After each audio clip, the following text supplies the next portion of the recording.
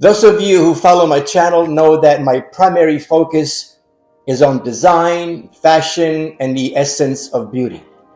In design, we see the difference between black and white and a million shades of gray in between. We discover contrast. But we also have balance and harmony, and the same is true in life.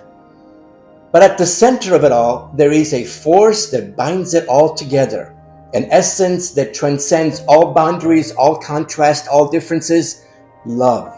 Love, the very fabric of our being, the glue that unites every element, the true essence of humanity, reminding us that fundamentally we're all interconnected as part of one grand cohesive collection.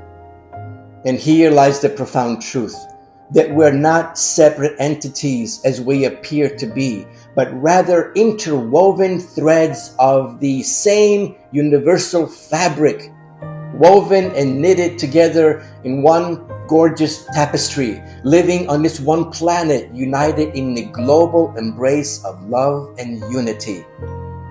So let us accept our differences, love our neighbors, and may our actions bring about a world filled with harmony and peace.